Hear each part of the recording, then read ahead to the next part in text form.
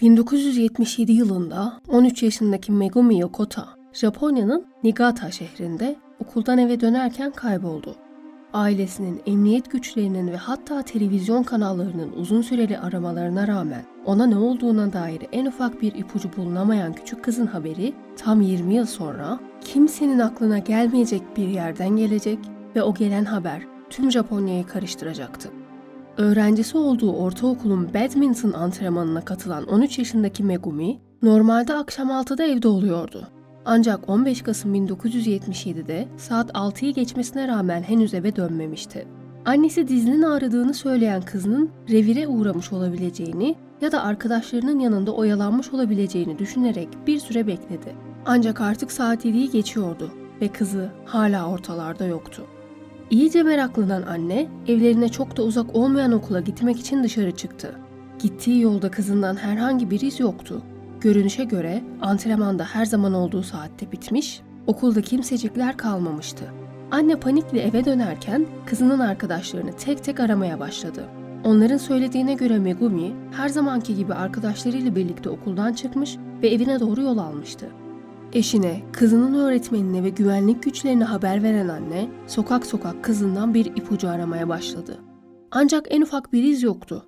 Köpeklerle yapılan aramada küçük kızın iki arkadaşıyla birlikte okuldan çıktığı ve arkadaşlarının yollarının ayrılması ile birlikte Megumi'nin kendi evine doğru kısa bir süre yalnız yürüdüğü anlaşıldı. Ancak garip bir durum vardı. Köpekler Megumi'nin kokusunu yalnızca sokağın bir bölümüne kadar takip edebiliyordu. Daha sonra kızın kokusu kendisi gibi ortadan yok olmuştu. Her ihtimal düşünüldü. Küçük kızın kaçırılmış olması, kaçmış olması, fark edilmemiş bir depresyona girerek yakındaki denizde intihar etmiş olması. Polisler kapı kapı gezerek Megumi'nin kaçırılma ihtimaline dair bir ipucu ararken dalgıçlar denizde onun cesedini aradı. Ancak hiçbir ihtimali kuvvetlendirecek en ufak bir iz bulunamadı. Ne bir kıyafet parçası, ne bir görgü tanığı, ne de duyulmuş, yardım isteyen bir ses. Hiçbir ipucu yoktu. Küçük kız evinin yolunda adeta buhar olup uçmuştu. Çaresiz anne kızına karşı çok korumacı davranarak onu bıktırmış olabileceğini düşünmeye başladı ve bir televizyon kanalına çıkarak "Umarım kaçmışsındır" dedi. Diğer ihtimalleri düşünmek istemiyordu. "Eğer bizden yorulduğun için kaçtıysan bize sadece iyi olduğuna dair bir not gönder. Bunu bilelim yeter." Ancak annenin televizyondan yaptığı çaresiz çağrılar da bir yanıt bulmadı ve Megumi Yokota dosyası çözülememiş bir gizem olarak tam 20 yıl beklemek üzere kapatıldı. Megumi'nin kaybolmasından 10 yıl sonra bu kez bir başka Asya ülkesi olan Güney Kore'de bir trajedi yaşandı. Irak-Seul seferi yapan bir Güney Kore uçağı, Abu Dhabi'de verilen ilk molada uçaktan inen iki Kuzey Koreli ajanın uçağa yerleştirdiği bombanın patlaması üzerine havada infilak etti. Kurtulan kimsenin olmadığı uçakta neredeyse tamamı Güney Koreli olan 115 kişi hayatını kaybetti.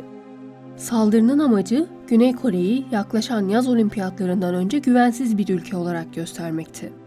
Bombayı yerleştiren biri kadın biri erkek iki Kuzey Koreli uçağa Japon turist kılığında binmişlerdi.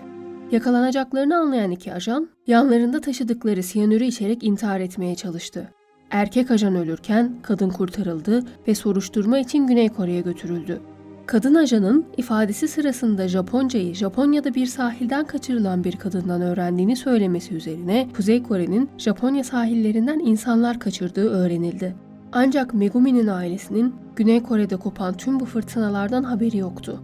Ta ki kızlarının kaçırılmasının üzerinden 20 yıl geçene kadar.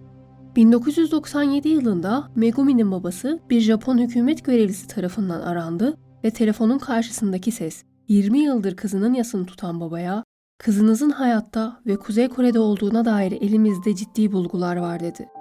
Kuzey Kore 1970'lerden itibaren Japonya ve Güney Kore'den insanları kaçırmaya başlamıştı. Kaçırılan insanların beyinleri yıkanıyor ve Kuzey Koreli ajanlar yetiştirmek üzere açılan okullarda ajanlara kendi dillerini ve kültürlerini öğretiyorlardı. Kızlarının da kaçırılanlardan birisi olduğu söylense de 20 yıldır pek çok farklı haber alan aile buna inanmakta zorlanıyordu.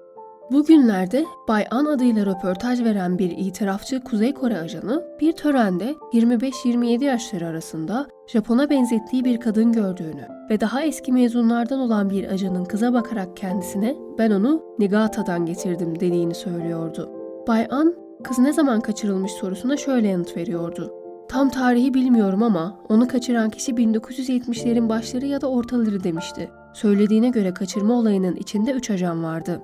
Kız onları gördüğünde ikisi sahilden denize doğru yürüyordu. Kızın kendilerini ihbar edeceğinden korkarak onu da kaçırdılar.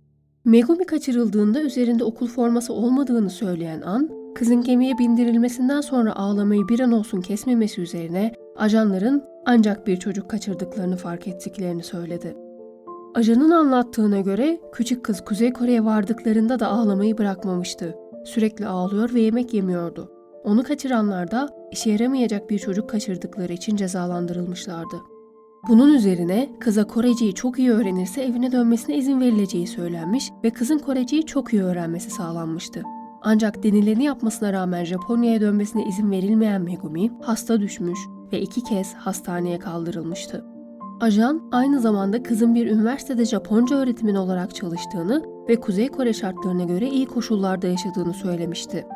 Bay N, Megumi hakkında daha fazlasını bilmiyordu. Bu röportajın Japonya'da büyük ses getirmesi üzerine Japon hükümeti, Kuzey Kore'nin Japon vatandaşlarını kaçırdığını açıkça kabul etmek zorunda kaldı. Ama Kuzey Kore hiçbir yabancıyı kaçırmadığını iddia ediyordu.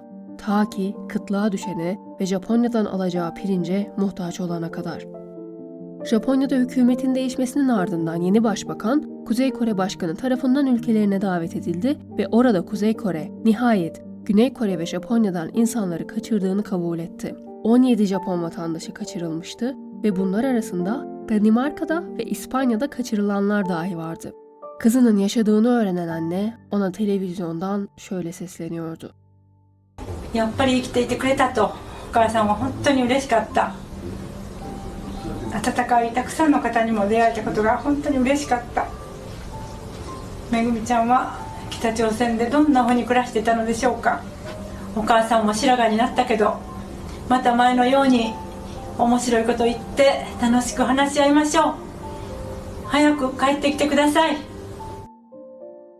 Kuzey Kore bu insanların 13'ünü kaçırdığını kabul etmişti. Ancak yalnız 5 tanesinin hayatta olduğunu iddia ediyordu. Diğerleri gaz zehirlenmesi, trafik kazası gibi sebeplerden hayatını kaybetmişti. Kuzey Kore'ye göre Megumi Yokota ise 1994 yılında 30 yaşındayken intihar etmişti. Sonraki yıllarda Megumi'nin kendisi gibi kaçırılan bir Güney Koreli ile evlendiği ve bu evlilikten bir kızı olduğu öğrenildi. Ancak Megumi evini çok özlüyordu ve sürekli olarak depresyondaydı. Kuzey Kore'ye göre de nihayetinde intihar etmişti. Megumi'nin külleri Japonya'daki ailesine gönderildi. Bu küllerin içinde 2 DNA kalıntısı bulduğunu iddia eden Japon otopsi görevlisi, bulduğu DNA'ların Megumi'nin ailesiyle eşleşmediğini de iddia etti. Üstelik Megumi'nin Koreli eşi, önce eşinin 1993 yılında intihar ettiğini söylemiş, Kuzey Kore'nin genç kadının ölüm yılını 1994 olarak açıkladığı hatırlatılınca da evet 1994'tü demişti. Tüm bunlar üzerine Megumi'nin ölmediği ancak Kuzey Kore'de onların dışarı sızmasını istemeyeceği kadar çok şey öğrendiği için ölmüş gibi gösterildiği iddiaları aldı başına gitti. 2023 yılında Megumi'nin hala hayatta olduğuna inanan pek çok kişi var. Ancak bugün 86 yaşında olan annesi ondan hala ne bir ses ne de bir haber duyabilmiş değil. İzlediğiniz için teşekkür ederim.